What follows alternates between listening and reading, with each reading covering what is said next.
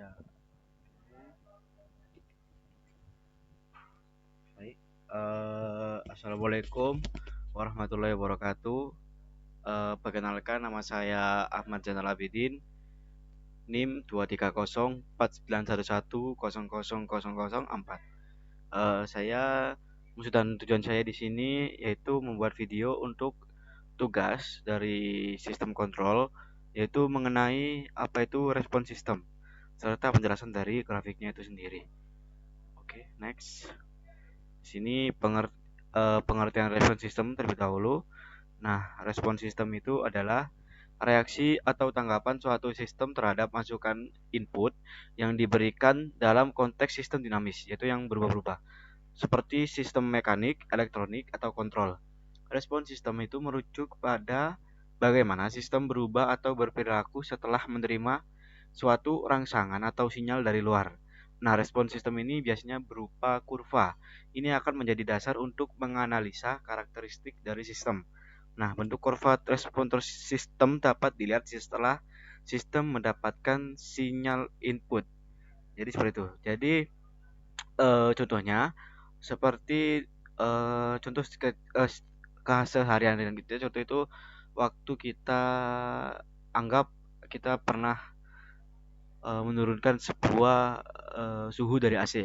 Misalkan kita ingin suhu dari ruangan AC itu jadi 16 Celcius. Nah, maka nanti respon dari AC itu yang dinamakan respon sistem.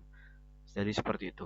Nah, lalu respon sistem sendiri sinyal input yang diberikan untuk mengetahui karakteristiknya sistem disebut sinyal tes. Nah, ada tiga tipe input sinyal tes yang digunakan untuk analisa sistem dari bentuk kurva respons. Yang pertama impulse signal, yang kedua step signal, yang ketiga ramp signal. Nah, terus selanjutnya adalah ada istilah-istilah dari respon sistem. Yang pertama itu delay time. Nah, apa sih yang dimaksud delay time?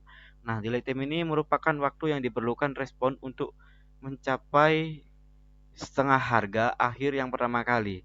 Jadi eh, delay time ini kayak maksudnya dari nanti di grafiknya itu akan kenaikan seperti itu. Nah, terus ada rest time. Rest time ini waktu naik. Jadi waktu yang diperlukan respon untuk naik. Terus ada peak time. Nah, peak time ini merupakan waktu yang diperlukan respon untuk mencapai puncak lewatan yang pertama kali. Nah, terus ada maksimum overshoot. Nah, ini merupakan harga puncak maksimum dari kurva.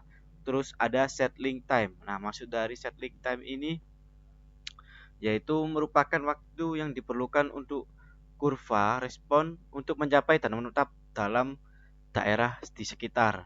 Terus ada yang namanya steady state error. Nah, maksud steady state error ini eh, maksudnya apa ya? Grafik yang turun naik, maksudnya dari sisi errornya. Jadi seperti itu. Nanti akan dijelaskan.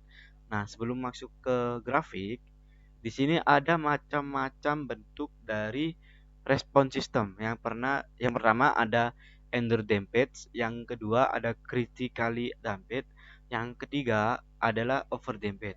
Nah, yang pertama ini adalah underdamped. Nah, underdamped itu output melesat naik, jadi dia akan naik dulu. Setelah itu kemudian berhenti pada kisaran nilai input dari seperti itu. Jadi underdamped itu dia kayak dapat kejutan. Jadi sinyal kejutan seperti itu. Dia langsung bakal naik cepat itu.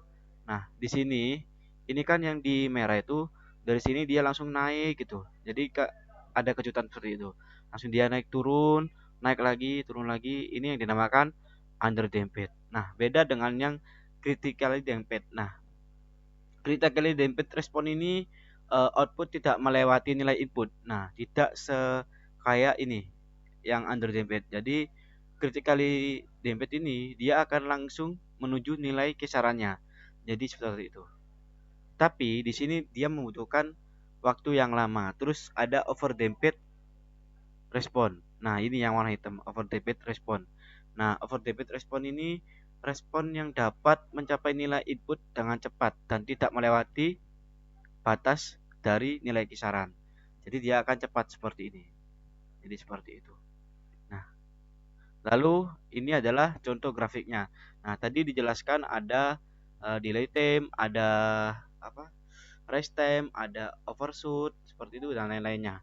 Nah, yang di sini ini titik ini adalah eh overshoot seperti itu. Nah, ini yang garis ini itu adalah steady state. Steady state. Jadi nilai kisaran atau bisa juga mungkin dikatakan dengan set point. Nah, lalu di sini adalah waktu. Jadi seperti itu. Ini adalah waktu. Nah, terus ada rest time. Nah, rest time ini waktu naik ya, atau dikatakan waktu naik. Nah, rest time itu ini. Jadi kalau misalkan dia ke sini, itu waktu naik. Nah, seperti yang saya jelaskan tadi, untuk overshoot ini adalah titik overshoot. Overshoot dia akan cepat, tapi cepat turun juga sehingga mencari dari nilai kisaran ini. Seperti itu. Lalu ada yang dinamakan juga eh, delay time. Jadi waktu yang diperlukan untuk mencapai setengah harga. Jadi delay dari nilai tengah segini. Ini itu. Terus ada yang dinamakan juga peak time, waktu puncak. Ini peak time maksudnya di sini. Nah, peak time. Waktu puncak. Jadi puncaknya dia di sini peak time-nya. Terus ada yang namanya juga settling time. Merupakan waktu yang diperlukan untuk kurva untuk mencapai dan menetap dalam daerah sekitar. Seperti itu. TS seperti ini. Jadi waktu yang diperlukan dari sini. Ini kan yang di garis bawah ini adalah kayak banyak titik-titiknya seperti itu. Jadi seperti itu.